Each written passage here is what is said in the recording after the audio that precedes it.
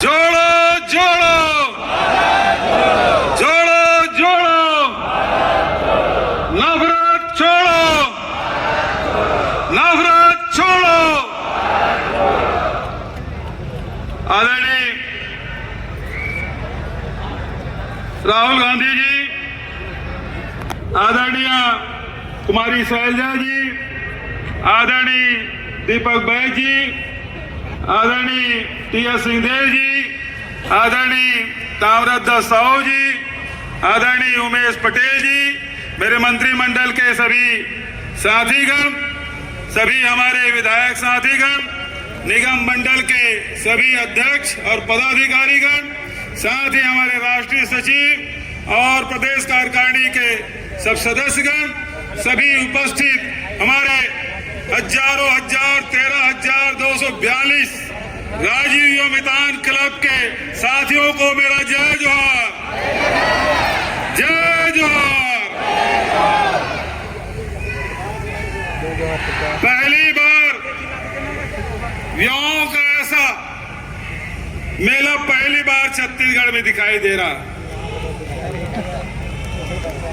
राजीव युवा क्लब जहां ग्रामीण क्षेत्र में 11,000 हमने बनाया, शहरी क्षेत्र में 2,000 राजीव युवा क्लब का गठन किया और ये राजीव युवा क्लब को हर साल 1 लाख रुपया दिया जा रहा है ताकि हमारे युवा साथी गांव की अपनी संस्कृति, गांव के अपने खेल कूद, गांव की स्वच्छता, गांव की शिक्षा और साथ ही साथ शासन की योजनाओं की जानकारी उन तबके को देना है जो वंचित वर्ग के लोग हैं, जो गरीब हैं, जो दिन रात मेहनत करते हैं, शासन की योजनाओं के बारे में जानकारी नहीं होती, उन सबको जानकारी देना, उन तक के योजनाओं को पहुंचाने की जिम्मेदारी हमारे राजीव युवा क्लब की।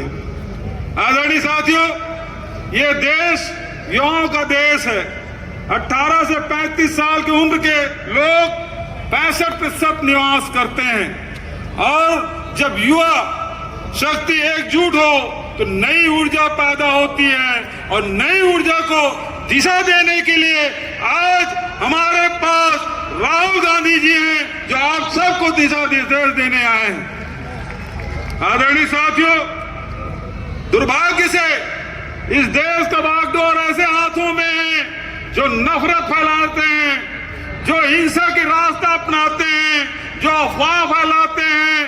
ये रास्ता हमारा नहीं है। हमारा रास्ता है भाईचारे का, हमारे रास्ता है प्रेम का, हमारा रास्ता सद्भाव का है और सद्भाव के लिए जो राजीव जी ने देश के लिए किया वो दुनिया में उदाहरण है और इसीलिए राजीव जी के जयंती को हम सद्भावना दिवस के रूप में हम सब मनाते हैं। आदरणीय साथियों, राजीव जी ने 21वीं सदी में ले जाने की बात उन्होंने कही थी और आज जो देश कंप्यूटर के मामले में, संचार क्रांति के मामले में, पंचायती राज के मामले में आज जो देश आगे बढ़ा है उसकी कोई सानी दुनिया में नहीं मिलती। आदरणीय साथियों, 5 साल पहले राहुल जी आए थे और उन्होंने मुझसे कहा था कि सरकार बने तो लगना चाहिए सबकी सरकार है, युवाओं के, महिलाओं के, किसानों के, मजदूरों के, अनुसूचित जाति के, जनजाति के, व्यापारियों के। और आज जितने भी न्याय योजना हमने शुरू की है, चाहे राजीव गांधी किसान न्याय योजना हो, चाहे गोधन न्याय योजना हो, भूमि श्रमिक न्याय योजना हो, लघु अनुपज की खरीदी हो, इस सब के माध्यम से आम जनता के जेब में पैसा गया है और आज तक के 1,75,000 करोड़ रुपया आम जनता के जेब में पैसा गया है। और यही कारण है कि छत्तीसगढ़ में कहीं मंदी का कोई असर नहीं है, भर्तियां जारी है, पीएससी में फीस हम लोग नहीं लेते, चाहे व्यापम हो पीएससी हो, इसमें फीस नहीं लेते और साथ ही साथ युवाओं को जहां नौकरी मिल रही है, नए नए उद्योग, 3,000 से अधिक उद्योग खुल चुके हैं, एमयू कर रहे हैं, उसमें भी रोजगार मिलेगा। और आज राहुल जी के हाथ से नए जो शिक्षक है उसको नियुक्ति पत्र हम लोगों ने दिया है। तो आदरणीय साथियों, पूरे छत्तीसगढ़ की जनता का भरोसा छत्तीसगढ़ की सरकार पर है। आज ये युवा राष्ट्र की संपत्ति है और युवाओं को दिशा निर्देश, इस ऊर्जा का सही उपयोग हम लोगों को करना है। जहां बेरोजगारी भत्ता 2,500 रुपया महीना हम लोगों ने दिया है और लगातार वो क्रम चल रहा है। लेकिन साथियों, ये कांग्रेस पार्टी है।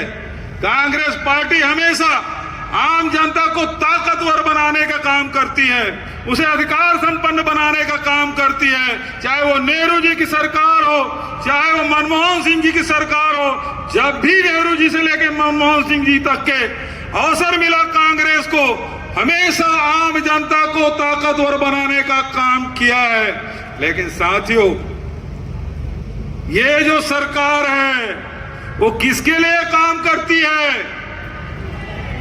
किसके लिए?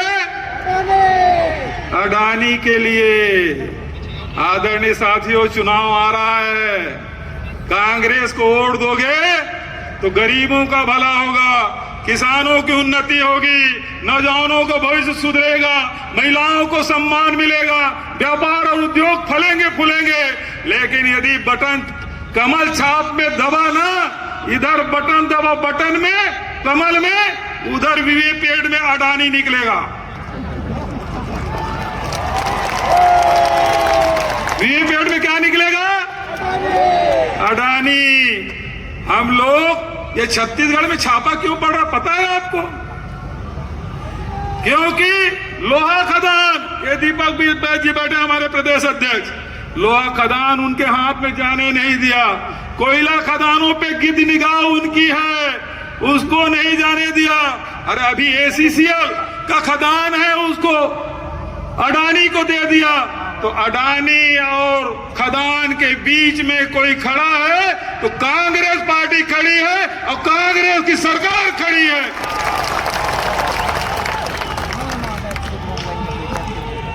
तो छत्तीसगढ़ को लूटने नहीं देना है। छत्तीसगढ़ की संपदा आपकी संपदा है, आपकी संपत्ति है। इसके राशि, छत्तीसगढ़ खजाने की राशि गरीबों में, किसानों में, मजदूरों में, युवाओं में, महिलाओं में बंटना चाहिए, न कि हमारे साहब के मित्रों को जाना चाहिए। जाने देंगे क्या? तो बस यही बात मैं कहना चाहता हूं। गर्मी बहुत है दोस्तों, खुले में बैठे हैं, लेकिन हमारे युवाओं में जोश है, उत्साह है। राहुल जी के भाषण आप सुनना चाहते हैं, सुनना चाहते हैं ना? आज मैं आपसे कहना चाहता हूं, अभी तक के जहां हमने गोधन न्याय योजना से महिला स्व सहायता समूह को लाखों लोगों को हमने रोजगार दिया, रीपा के माध्यम से लाखों लोगों को रोजगार मिल रहा है। आने वाले 5 साल में 12 से 15 लाख लोगों को रोजगार की व्यवस्था छत्तीसगढ़ की कांग्रेस सरकार करेगी। और अंत में एक बात की घोषणा मैं करना चाहता हूं। अभी हमने नियुक्ति पत्र दिया, राहुल जी ने मुझसे कहा, क्या कोरोना के समय तुम्हारे यहाँ भाई स्टाइपेंड वगैरह देते थे 70, 80, 90% वाला? मैंने कहा साहब, उस समय थोड़ी सी आर्थिक तंगी थी तो हमने वो व्यवस्था कर दी। राहुल जी ने कहा, जो नौकरी में लगे हैं, जो 70, 80, 90% जो स्टाइपेंड था, उसे समाप्त किया जाना चाहिए।